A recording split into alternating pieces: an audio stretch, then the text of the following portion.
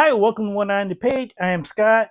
This is typically the time I do my monthly wrap ups, but if you followed me or watch my videos, you know the summer has been a little bit off, so that I haven't done monthly wrap ups for June, July, and now August. So I'm going to do a summer wrap up for June, July, and August. Going to touch on the worst books I've read this summer and the best books. So let's go ahead and get started.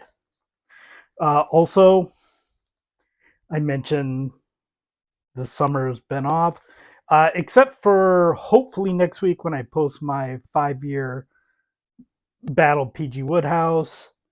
Hopefully, this will be the last time I mention the summer. So let's get into it. The 13th worst book of the summer is The Temp by Donna J. Vivian is an exec. She hires a temp, Carla, who turns out to be a woman who was flirting with her at a speed dating thing the night before. And Carla pretty much decides that she's going to get with Vivian despite Vivian's protestations. And honestly, the reason I rate this so poorly, which makes me a little bit different than a lot of people who have reviewed this book, is I don't really like the character of Carla or Cece. She is pushy in the workplace, and despite the fact that it may seem very evident that Vivian is attracted to her, once Vivian says no, that should be it. Not to mention that it's in the workplace and she's pushing something with somebody who would be the one responsible for a relationship. And I just never connected with Carla in this book. Typically, I enjoy Donna J books, which may not seem like it because I know that there's another one in the worst of, but I do believe there's also one in the best of. But yeah, this one, just one of the characters, did not connect with me at all. Number 12 is Smith Journalist. I don't know that I would have ranked this as poorly the first time I read this. I read this either early last year or late 2022. But I've read it again for the I'll Be Dashed a Woodhouse podcast that I do with my daughter Robin. And so when I read it, I kind of go in depth with it. And quite honestly, the character of Smith, and perhaps this is a bit of transference from my daughter who really dislikes Smith, but quite honestly, he just became super annoying throughout the book. And Mike, who is usually in books with Smith, was not in the book that much, so we didn't even get a counterbalance to Smith.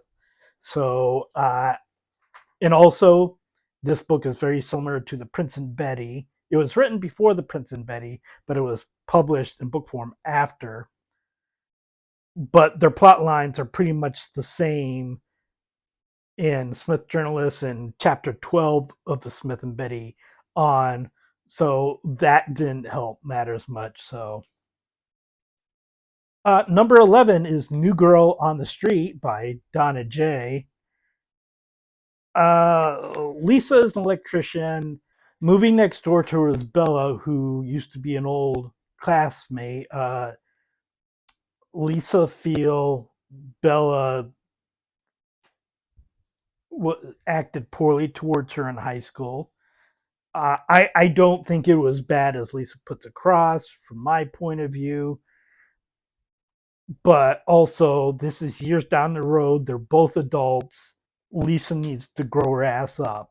The reason I rank this so low isn't really because of the relationship between the two of them, but it's how Lisa treats another person. Now, I won't get too much into it, but the other person is with her best friend.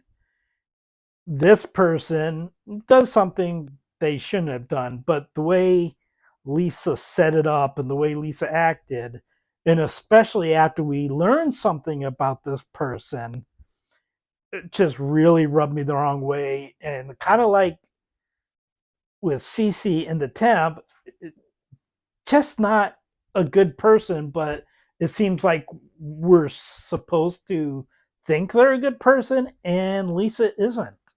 10, Where We Belong, Love Returns by Melissa Therese. This is one of her earlier books. Olivia breaks up with Maddie when Maddie has a job in London and upset about that.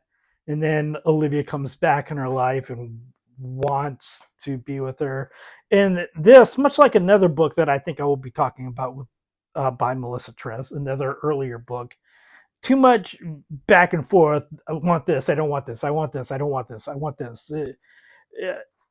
Quite honestly, when they first broke up, that probably should have been it. They just not a couple that needed to revisit their relationship. Number 9, A Different Kind of Pride by Catherine Blakeman. Uh, I'm not really quite sure why I got this book. I think it was either on Kindle Unlimited or it was available for like 99 cents. But I did get it. I read it like that same day and it was fine. Victoria is a head teacher. She gets in an accident and has basically spinal injury. Her next door neighbor, who they don't really know each other despite having lived next to each other for a while, but her neighbor, Anastasia, basically takes care of her, and Anastasia, for reasons, is attracted to Victoria. Victoria is intrigued, I guess, by Anastasia. I think my big problem with this, and this may be my own personal biases, is that we are presented with a sexuality kind of out of left field a little bit at the end. And it makes me wonder, well, where's this relationship actually going to be? I don't have a problem with the sexuality, which I will not get into because it spoil it if you happen to want to read this. Because I have read other books in which the sexuality was part of the book, and those were good books. I Perfect Rhythm by Jay is one of them.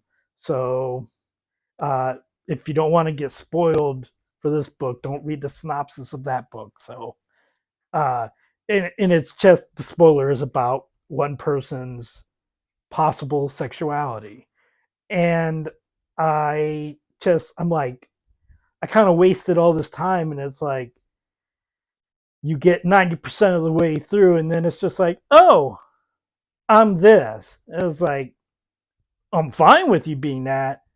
Maybe if you put that like at the 50% mark and then had these two characters have to discuss it, but it's just like, I'm this, you deal, I guess I'll deal the end. So, not a very fun book. Number 8 is The Santa Pageant by Lillian Berry. Effie and Tove kissed on a beach. They were friends, and then they didn't really react to each other, and then basically they didn't talk to each other for years upon years because there was a pause after a kiss on the beach. All of Effie's friends suck. Tove kind of sucks. Tove or Tovey, I don't know. It's Tove. Uh, Disappointed with this one. It's one of those ones where you read so far and you're like, well, I have to finish it. But if I had gotten to a certain point earlier in the book, what I would have DNF'd it because it's just annoying. Number 7 is Home Again by Kara Porter. Wedding planner Zoe comes back to her hometown because she has a couple that are hard to please, and she finally offers up something from her old hometown, and they love it. So she has to work with Robin, who is renovating stuff there. And the way we're kind of presented this is that there was like this huge deal between Robin and Zoe, but then it turns out no, it wasn't really much. And also, everybody is pissed off for Zoe. It's like, why is everybody pissed off for Zoe for leaving? She went to New York for a job. Her father basically has not talked to her for years, except grunts and scowls. And townspeople are, certain townspeople are like, you basically betrayed us. And it's like, she went to school. That's what happened. She went to school and then she got a job in New York. And then, of course, this is a spoiler. Skip about 20 seconds if you don't want to see this. She ends up coming back to the town, living there, working at her father's place. So she basically gives in on everything, and everybody was right and she was wrong. Book fucking sucked. Hey, it's Editor Scott here. I am in the middle of editing this and I realize that I didn't have the number six worst book in here, which threw off my numbers. Let me double check real quick.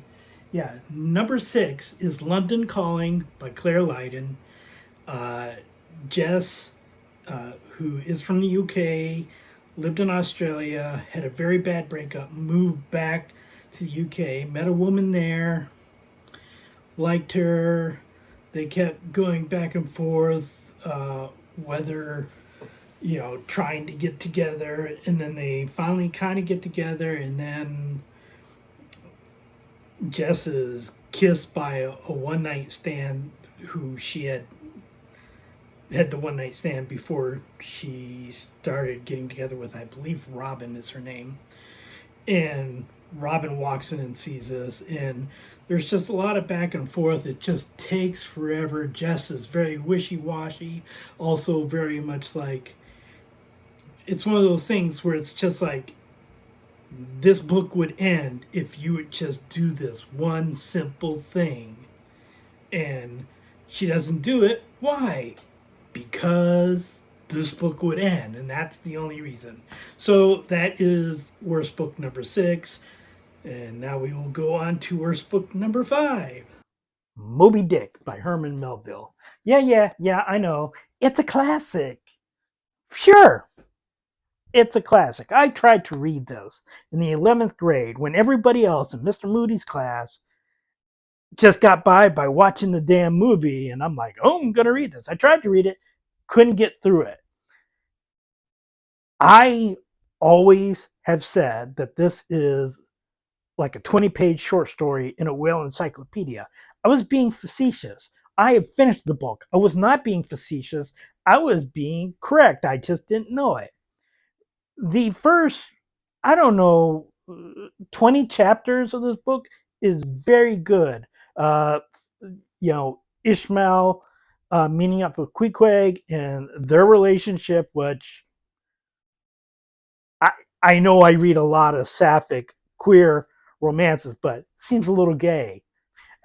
I'm just saying he basically says that they're a platonic married couple. That stuff is pretty good, and the many times I've tried to read this book over the years, I'm like, oh, this is good. Also, I read part of it in that book, but I also listened to most of it on audiobook narrated by Frank Muller, who's one of my favorite narrators, and I've tried doing with him reading it before, and that tells you how bad this book is.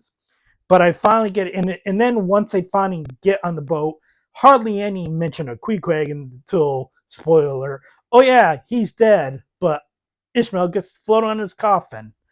Um, Not really a lot of story after they get on the boat, just a lot of information about whales and whaling.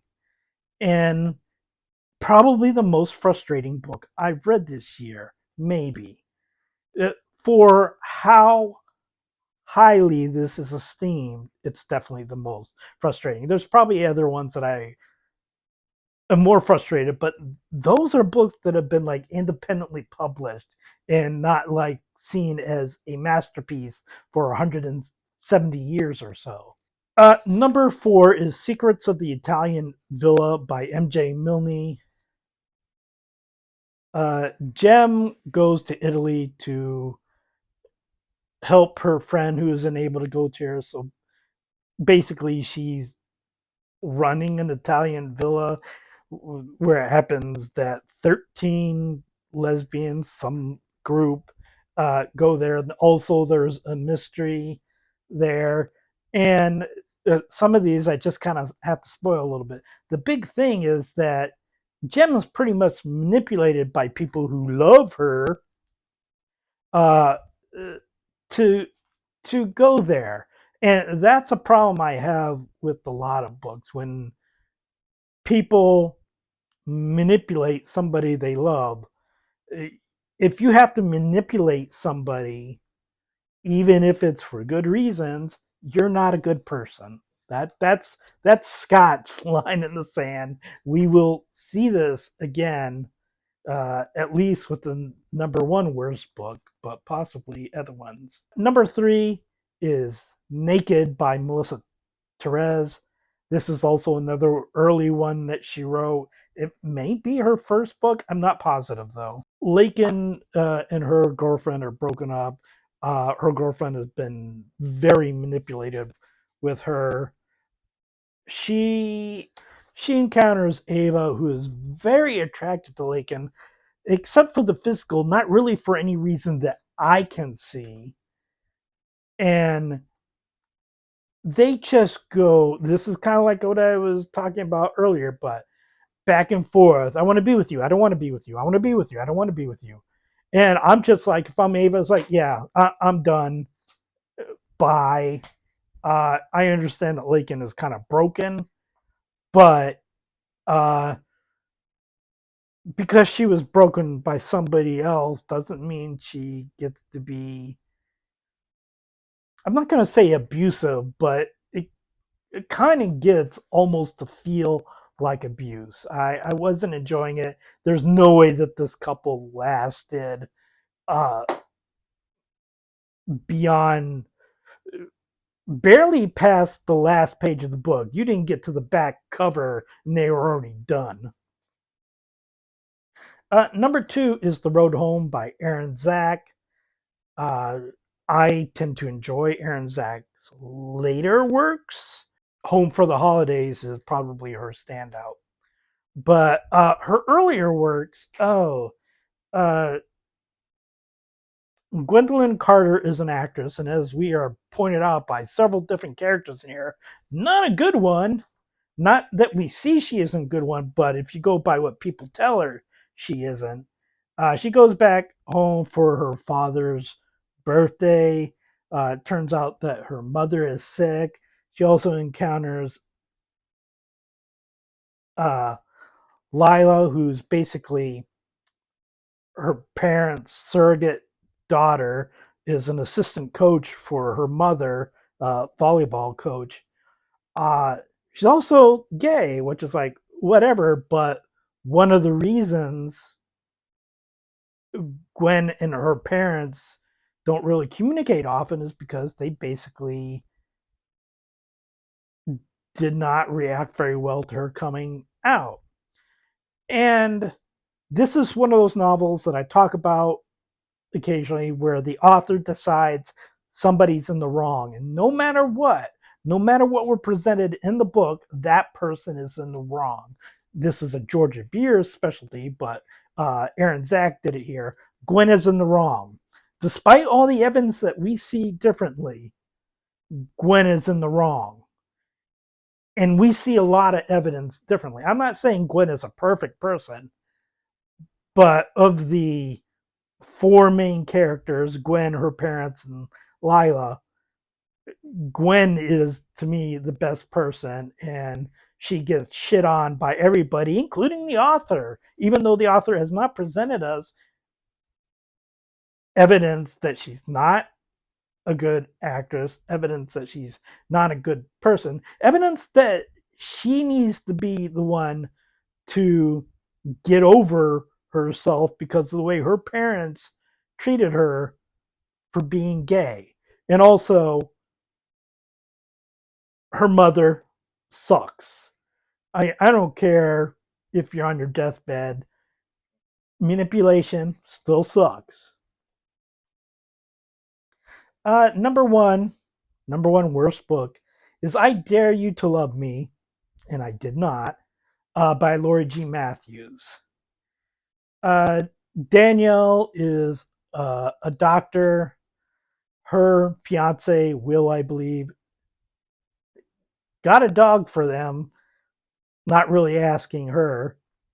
Her friends basically force her to put the dog in like a, uh, I guess like a doggy daycare kind of thing that is run by Kara. Kara is very unprofessional. It, if you don't like one of your customers, that's fine. You don't show it. And she's very open about showing it. And she is a bad business owner. Danielle's friends also apparently happen to be Kara's friend, and they attempt to push them together. You may have missed one of the first things I said about Danielle's fiance. She is engaged to who she considers a friend. They're not meant to be married, but their friends basically try to break them up. The big thing about this is kind of what I talked before, people manipulating. And this is supposed to be a story about Danielle and Kara, but they're not the main characters because they don't do anything. Their friends manipulate not just a little, all throughout the book. It's horrible. Also, thing that tipped this over to being the number one worst book is one of the friends' name is Zoe, and it is spelled Zoe, and also Zoey, and also Zooey, spelled three different names, spelled three different ways in the book, and the author, editors, if there were any, proofreaders, none of them caught this apparently. It's very frustrating. But those are the worst books of the summer. Now we get to talk about the best books, and there are more of them than the worst. Number 27 is Crossing the Line by J.J. Arias. Jordan is a judge who has a one night stand with Sierra. Turns out Sierra is her intern. Uh, didn't know this before they had the one night stand. Of course, Jordan tries to keep it professional and does a very good job, which doesn't often happen in these types of novels. Sierra, of course, is trying to continue to push because, like probably too many circumstances in J.J. Arias' age gap ones, especially ones where they're both working in the same area, the younger one doesn't think there needs to be any rules about them being together, and also goes out of her way to basically shit all over the older person's career and how they do things. It isn't as bad in this book as it is in other ones. Some of the Good Girl books I'm thinking of particularly, especially the one with the realtor. I can't remember the name. It's the Good something. I really like Jordan. I like Sierra after a certain point, and particularly when she's no longer Jordan's intern, and then really the relationship starts to change. The interaction between them, I'm perfectly fine with. It's just Sierra during the time she is an intern really grated on my nerves. Number 26 is Enthralled by Her by Chelsea M. Cameron. I actually read a lot of Chelsea M. Cameron books this summer. I forget the name of the series that this is, but they're all something by her. I think it's the Mainly Book Club, maybe, or that could be the other series. But Leighton is a bookbinder. She does like individual book bindings. She's moved to this place. There's a storm and a tree falls in the yard, and she has to hire Shay, who is an arborist. And Shay is kind of like this lumberjill, really full of muscles. And Leighton is straight, not an uncommon thing in a lot of these sapphic romances, but particularly in Chelsea M. Cameron sapphic romances. Uh, and Shay finds herself, or Leighton finds herself attracted to Shay, and she realizes, oh, hey, I don't think I'm actually straight. So she decides that she's going to explore her newfound lesbianism, and she's really attracted to Shay, but she's also really shy. So she ends up talking to Shay and wanting Shay to teach her how to get women, even though it's Shay she's attracted to. Uh, and this is like this own little special subcategory that I really enjoy, kind of the uh, soft butch and the shy and or inexperienced uh, femme. And I don't know why. I think it's just the type of people that these kind of stereotypes tend to be that appeals to me. I really liked these two together. Number 25 is The Show Must Go On by Melissa Therese. This is a sequel to The Stepmother, which sounds a little bit more tawdry than it actually was. Haley has gotten together with Diane, who is her stepmother. But wait, okay, her father married Diane, and her father passed away before Haley had ever even met Diane. So it wasn't like they knew each other before. But Haley is a DJ in Ibiza, and Diane moves there, and it's basically about their life together. They do have a kind of a Melissa Therese specialty, a conniving person trying to break them up, and there are other circumstances, uh, family and more conniving people. But the relationship between the two of them is good, and I actually like the whole family element, which I thought I was going to groan at. So this is a more recent book. Melissa Therese books, her first ones, as we've seen, aren't that great, but she's definitely improved a lot as a writer. Not It's All About Bex, but that was kind of an anomaly. Before You Say I Do by Claire Lydon. Abby is getting married and hires a professional bridesmaid, Jordan, and Abby, straight. Uh, but she and Jordan are attracted to each other. Just lots of chemistry between these two. There's parts of the book where I'm kind of like, eh, but the chemistry between these two is just really, really good. And I enjoyed that, and it kind of overrode any of the deficiencies I might have seen. Number 23, Ticket to Love by Donna J. Tara's mom kicks her out because, well, she was doing some BDSM with her girlfriend, and her girlfriend, being caught, acted like she was being forced, and Tara's mom is a homophobic asshole. So she basically, this is Australia, gets kicked out, has to go live with her aunt in New Zealand. Uh, that house is pretty small and filled with other kids. Other kids. Tara's in her 20s. And she ends up subletting a room from her aunt's boss Catherine. Uh, Catherine, a boss, but she's also a bit submissive, and the two of them get together. And honestly, the relationship between these two is very sweet. I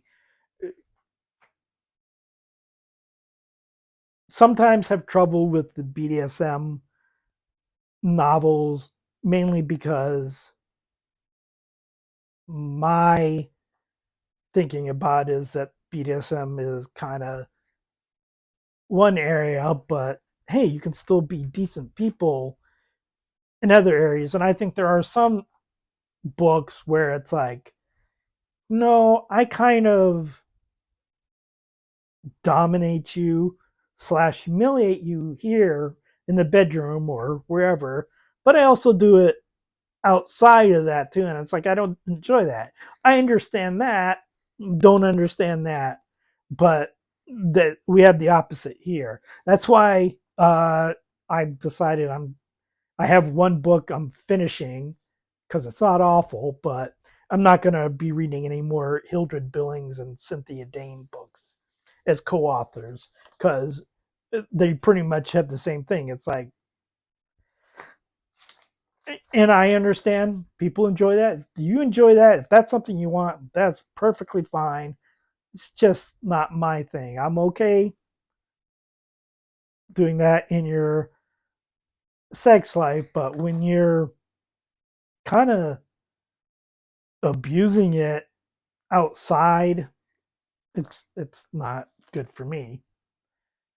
Number 22, also another BDSM book, is Forever Theirs by Anna Stone. This one, uh, Anna Stone books typically tend to be BDSM, but unlike the previous Cynthia Dare Hildred Billings book, it does tend to be like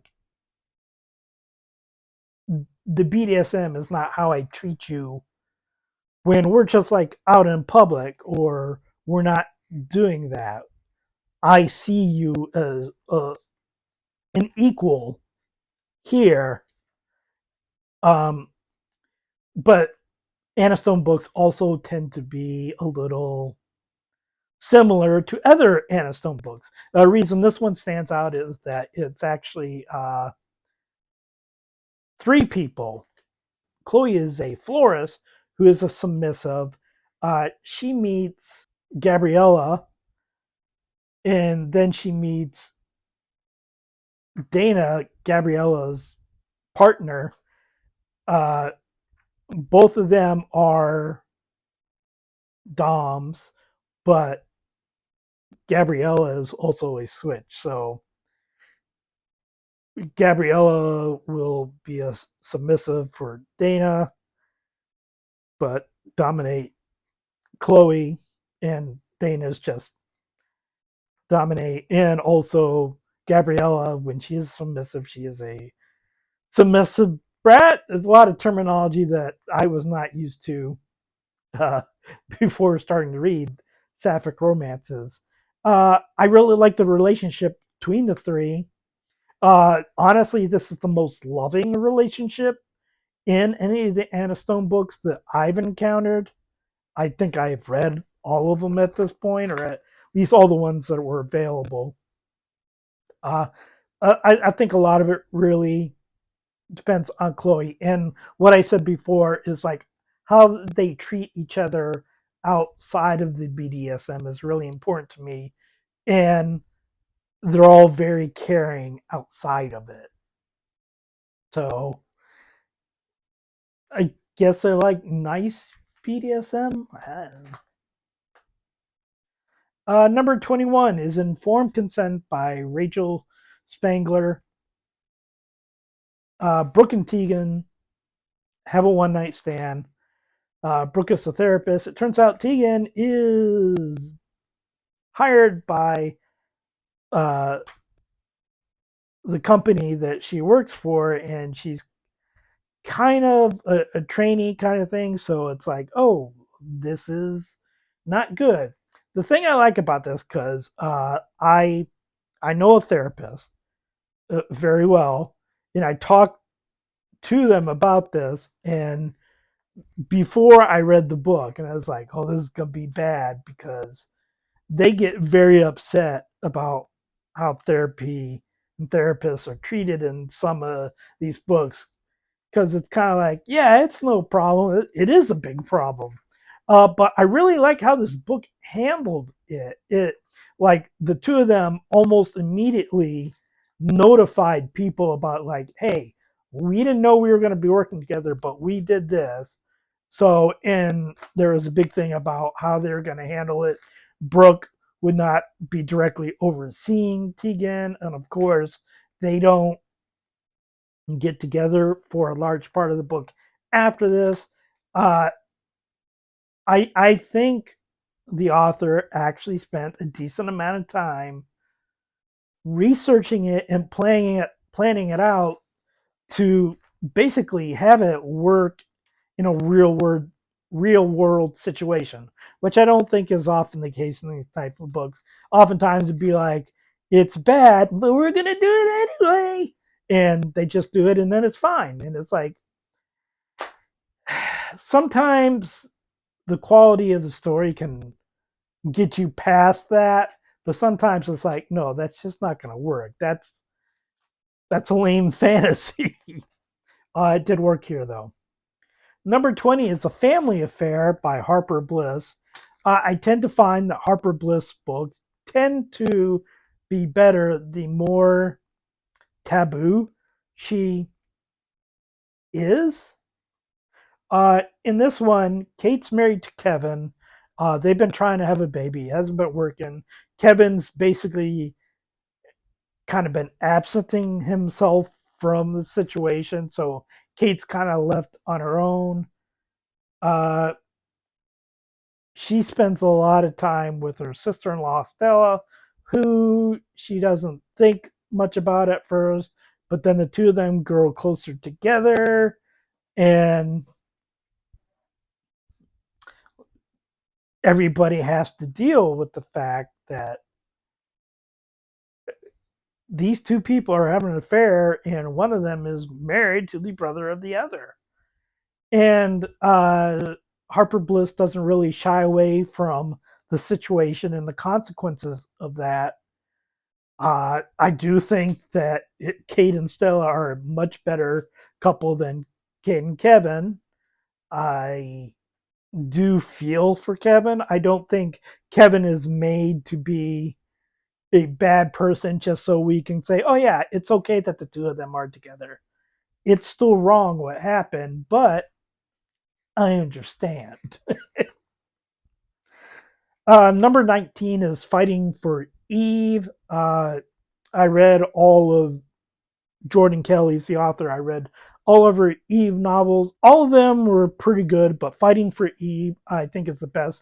The main reason because all the novels they have Eve Sumter and Lainey. I don't remember what her last name was in, but in Fighting for Eve, she's married to Eve, so her last name was Sumter in the last novel. But in the first couple of books, she was married to a man, and then Eve was also married to another man. Even though they were attracted to each other, they went through like all of the second book and a lot of the third book not doing anything. And then they, for reasons that I won't spoil, but they end up getting together. But the main reason I enjoy this book more than the other books is because Lainey is kind of the main character of this book. Eve kind of seems a little bit like a superhero through the first two books, at least. She's just a very well put together woman, doesn't show cracks in her armor. Everybody's attracted to her. Uh, she does have a very tragic backstory that we see throughout the books. But Lainey seems much more normal. So, and I find this in some other Jordan Kelly books. The character that I tend to like is the normal seeming character, but also the one who will stand up and fight for the people she loves. And that a lot of the other characters, despite them being probably one of the nicest and most caring people, the other characters are a little bit scared to get on her bad side. And Lainey really steps up in this novel, and I really enjoyed because this also has a lot of characters that are in Jordan Kelly's L.A. Lovers series, which I like most of those characters too. The only thing I say would go against it is that the bad guy in this one is a character in a previous books, and I just didn't like the way it got there. I thought it could have been handled better, or that character shouldn't have been presented as they had in the previous book. Number 18 is Change of Heart by Clara Lydon. Erin hires a fake date to go to her parents' house because her parents keep getting on her about it, and she's like, I'm just gonna hire this woman to pretend to be my girlfriend so they will get off my ass. So she hires Steph, and of course, the two of them are attracted to each other. And you got that back and forth. You also have uh, Erin's sister died years ago, and her parents basically act like she didn't exist, and she and her brother are upset about this, but it feels like they can never talk to their parents about it. And all this kind of culminates in something happening, and it changes the relationship between Aaron and Steph that had progressed a little bit. It's almost a bit schmaltzy, but in a way that I enjoy. Number 17 is Hotel Queens by Lee Winter. Some people may see the two main characters as ice queens. I don't really see that. Even though they're kind of presented at that at first, they're almost immediately you see their softer sides. But Amelia Duxon is a vice president of her family's hotel corporation. She wants to be made the CEO, but she's gay, and of course that's bad. So they keep promoting other family members above her, but she thinks, she gets this one deal done that she might get the next one. Kay Fisher works for another rival organization. The two women meet each other in Las Vegas, not knowing who the other person is or who they work for. And of course, they are attracted to each other. Things develop, and then secrets are found out, and people think other people are trying to pull something on them. Uh, Not Lee Winter's best, but still very, very good. Honestly, beyond just the relationship between the two, I also like the relationship between, slight spoiler alert, their two uh, assistants who end up getting together, and that's very sweet and uh, just an enjoyable novel that's not as high stakes as some of Lee Winter's other novels, but still enjoyable. Number 16, which, if you watch my recent weekly reading wrap up, I talked about it in there, but it is Western Shores by Lacey Gold. It is book 4 of a 5-book series, the Compass series. This one has Madison Wilson, who's a recently graduated marine biologist. She has rented a house from Ali Santos. Ali Santos is a widow whose husband was also a marine biologist. She has a very gifted 11-year-old son. Allie is straight. Madison is not. Uh, Allie is also like 12 to 14 years older than Madison, maybe more. She's less than 40, so uh, and they are both attracted to each other, which is obviously something new for Allie. And I just enjoy their relationship. My favorite book of the Compass series. I like how Lacey Gold, and I talked about this before, is she doesn't go for the easy thing, the third act breakup or the misunderstanding that drives them apart type of thing. It's just two people trying to work on something where there's an age difference, there's a distance difference, there's a money situation, but they communicate. Honestly, I enjoy those rather than the manufactured "why can't we be together" type of things that you get in a lot of novels. Number 15 is Voyeur by Nicole Pylon. Nicole Pylon has written two books that would be considered erotica, Voyeur and Once a Month.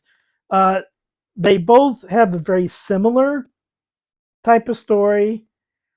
Once a Month is written without names, though. None of the characters are named in the book, which is a big problem when there are multiple characters.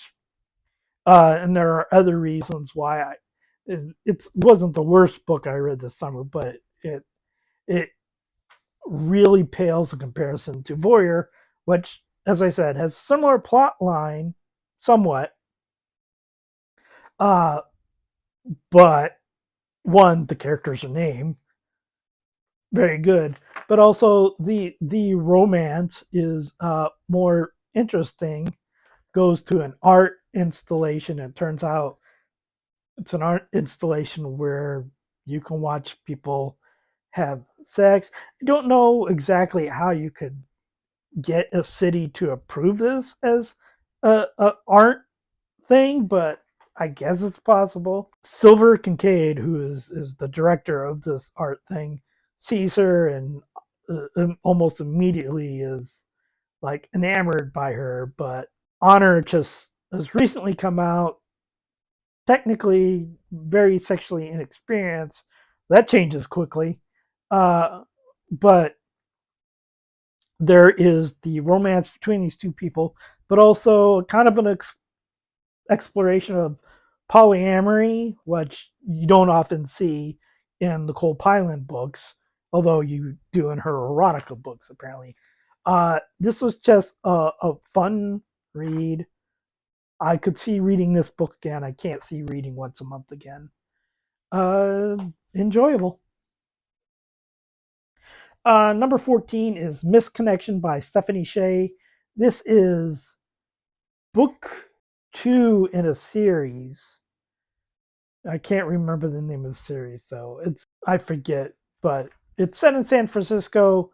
But this is the first book I read in the series.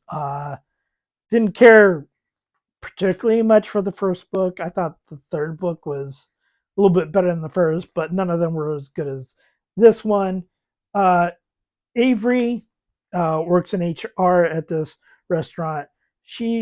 Oh, Gia San Francisco is the name of the series because Gia is the name of the restaurant.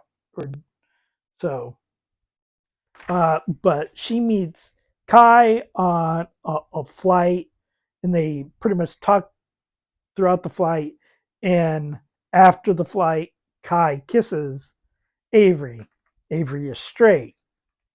Uh, then 6 months go by, and Kai comes to the restaurant, and she and Avery kind of connect. And for somebody who's straight, Avery kind of gets over it pretty quickly, I think. Uh, their relationship is fine. I like the family story, Avery's family story, uh, which kind of leads into the book 3, although I didn't know it at the time. These two characters just work very well together. Of the 3 romances in these books, don't remember what I said about that, but I really enjoyed Misconnections. Robin contacted me, which made this difficult to remember. I may cut some of this for the video. Number 13 is Tasting Temptation by J.J. Arias. It's her most recent book. Slade is a chef who gets fired because she stands up for herself, and ends up having one of her friends getting her put in for basically a private chef situation where she meets Marissa, who's an older woman. She and her friends are fairly wealthy, but Marissa and Slade get along pretty well. Uh, there's a romance there, but then Marissa and her group kind of get Slade financial backing for her own restaurant. So then there's the separation of work, and they decide they have to back off a little bit. One thing I enjoy, this is an age gap from J.J. Arias, and as I talked about before with Crossing the Line, that can sometimes not go well, but other times it goes very well. These two just happen to be different age-wise, but there's no other animosity between the two. It's just the situation they're in at the time that is the trouble. I really enjoyed this. Not my favorite J.J. Arias. I think that one would still be Destination U, but still a very good book. Number 12 is The Fireworks by Nicole Pylon. It is, I think, book 3 in the holiday series. That's about a group of 6 friends, and they each have their own book in the series where they find their relationship. This one is Araya, who's kind of seen as the player of the group, sort of. But she meets again London, who she knew when she was a teenager, and that was basically her first love, and she got kind of rejected for reasons that didn't really have to do with how London felt about her. But they find each other, and Araya kind of like is looking to right the wrongs of what she went through before, and basically find the only woman she's ever loved. And it's predictable, but their relationship obviously, uh, I can buy them. Yeah, they were in love as teenagers, and they're almost immediately in love again as adults, and it's totable. It's totally probable. That's followed by number 11, The Wait is Over by Nicole Pylon. This is book 6 in the holiday series. Scarlett is very shy, is not out to her family, uh, a lesbian, but she hasn't dated a woman. Dakota, butch woman at her company, is almost immediately attracted to Scarlett and kind of attempts to ingratiate herself to Scarlett in a pushy but not pushy kind of. And Scarlett is obviously attracted to her, but also has all her hang-ups. Uh, this is one of those ones where the shy or inexperienced and also socially awkward, possibly on the spectrum, Scarlett, and then you got the soft butch Dakota, as I've said before. Apparently, one of my favorite subgenres. This is my favorite book in the holidays series. The two of these work very well together. Every couple that's in the holiday series, I think this one is most likely to last the full time, followed by Araya in London. And there are other couples, and that's like, yeah, they didn't last. Even though there is a what happened after book, that couple didn't last, but these guys did. Number 10 is Along the Mystic River by Lacey Gold. Riley is a workaholic who has had health issues because of her workaholism, and basically sort of retires to this house in a small town that she bought. That house that she bought, she kind of bought it sight unseen.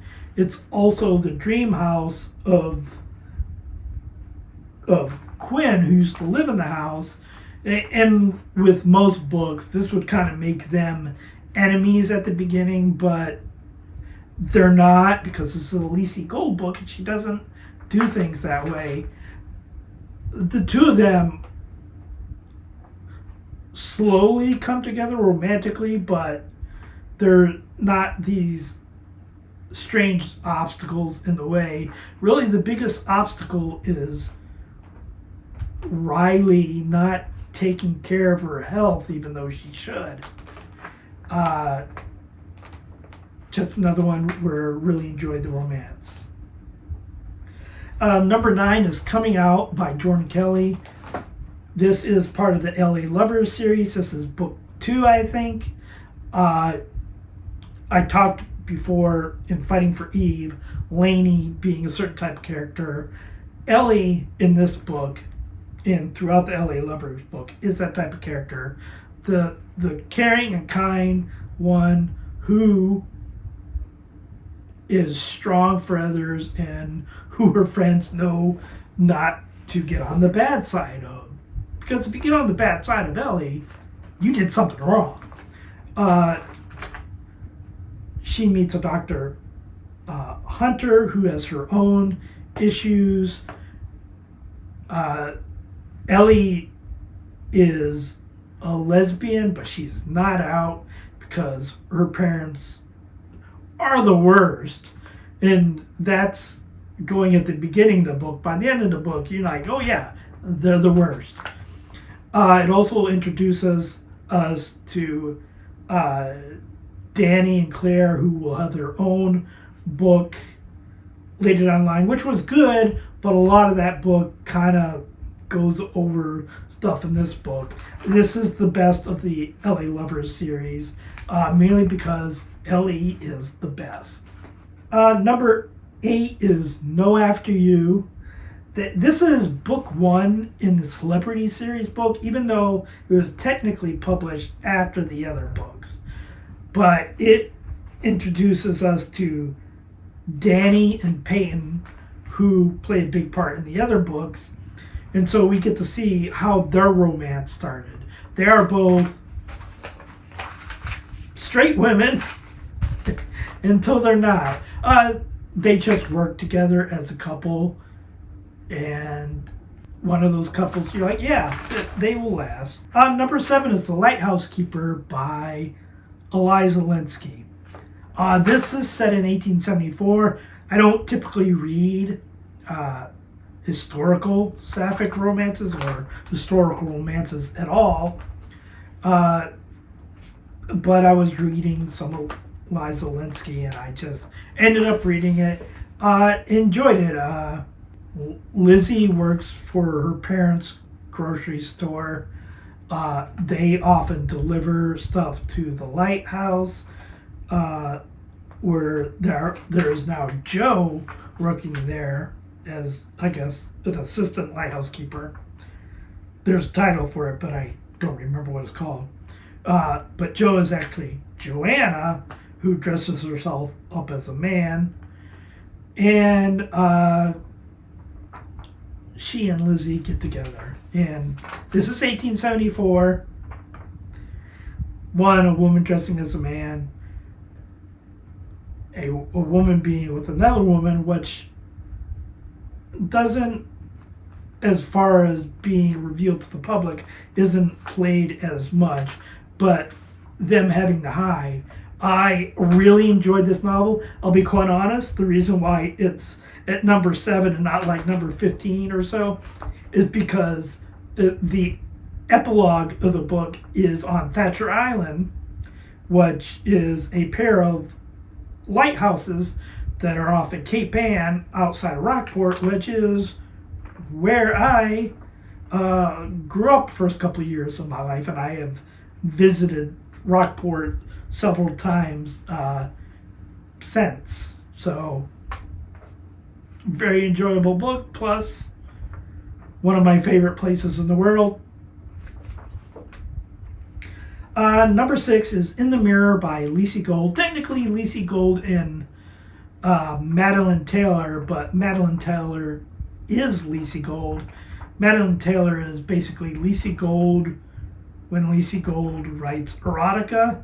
So I guess this is somewhere between what Lacey Gold typically writes and full-on erotica.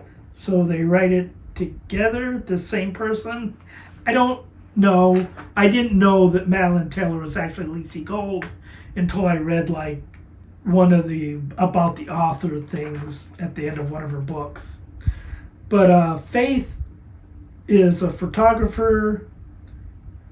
She hires, like on New Year's Eve when she's drunk, she hires Silva, who's a personal trainer, to be there the next day to do personal training.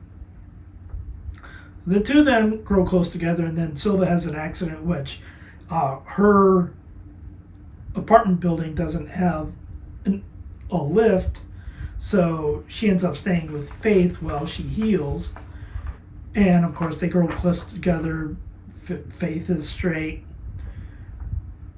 But also, this also deals a lot with body image and how the fashion industry makes women look at their body. Not just women, they do talk about men a little bit in here too, but make people look at their images and how that contributes to eating disorders, which more than a few characters in here have an eating disorder.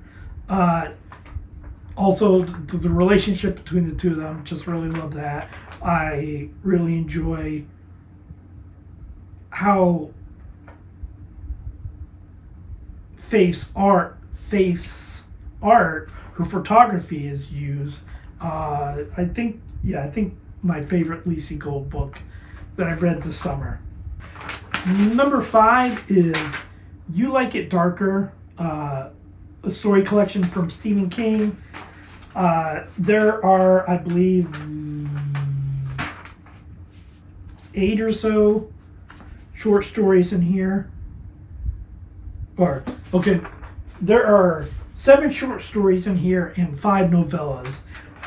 The 7 short stories I had read before this because I was doing it for my ranking Stephen King's short stories list. The short stories aren't that great. A couple of them are among the worst in my ranking. A few are close to the top. But all 5 novellas are good to amazing. I think if the stories had the same quality as the novellas, this might be my number 1 book of the summer. But just reading novellas probably be number 1, but have to include the short stories, which there's 1 or 2 very good ones. On Slide In Road and Lori, I think I would qualify as good short stories, but there's also Willie the Weirdo, which sucks, and I'm blanking on the other ones, but all the novellas are great. When I ranked the stories in here, when I did an individual video for it, at the top 3 novellas, I pretty much said you could switch any of these around. Any of them could be number 1. Number 4 is All the Love Songs by Nicole Pylon. This is book 2 of the Celebrity series, although the first one published. Mackenzie Smith meets Lennox Owen at kind of a summer getaway that Danny and Peyton from No After You put together. Lennox is straight. Uh, Mackenzie is on the autism spectrum. They say she has Asperger's, and I know there's something about how Asperger's is supposed to be talked about, but I don't recall it is. But at the time it was published, said she had Asperger's. Uh, and Lennox has a sister who's also on the spectrum, so she understands, and they just really develop a. They really work together. Probably my favorite relationship, definitely in all of Nicole Pylon, probably among sapphic romances. Uh, just enjoyable. I have read parts of this book again after I finished it, and I don't always do that with romance books. Number three is Reaping the Benefits by E.J. Noyes. Uh, Morgan is a minion. She essentially works for death. She has to have one of her employees. She has to have one of her employees, Jane, fill out an afterlife package, thereby revealing that she works for death. Uh, Jane has had a huge crush on Morgan for quite a while, and basically, she says she will fill out this afterlife package if she is allowed to do certain things. And also, death or the representation of death, she goes under another name. Uh, Basically forces Morgan to do all these things on basically her bucket list with Jane. And so we get to learn about the inner workings of what Morgan does, which is basically kind of like almost an interdimensional travel, which is very hard on her, which means she has to eat a lot of calories. And also, as time goes on, to not arouse suspicion, she has to change bodies, which means basically taking over a dead body. Uh, it's still a romance, but with a little bit of a supernatural twist, which isn't something that I thought I would really be interested in, but very good. Number two is Return of the King by J.R. Tolkien. I've read it before, still love it. It's got Sam Gamgee in it. What's not to love? There are some things not to love, but it's just one of those books where you kind of overlook the flaws because the other stuff you have is so great. A little bit confusing to me that there are things in the movie The Return of the King that were actually in the Two Towers, the book. When I haven't read this book since before the movies came out, so I'm like, wait a minute, that happened in Two Towers. But I understand why the director changed it. I don't know what else to say about that book. It's a great book, but most people know it. All right, and number one is Summer Lightning by P.G. Wodehouse. This is a Blandings Castle book. Just a whole bunch of hijinks. We're introduced to Galahad, who is Lord Emsworth's brother. Get to meet in the novel the Empress of Blandings. We have been introduced to the Empress of Blandings, who is Lord Emsworth's prize pig, in short stories before, but this is her first appearance in a novel.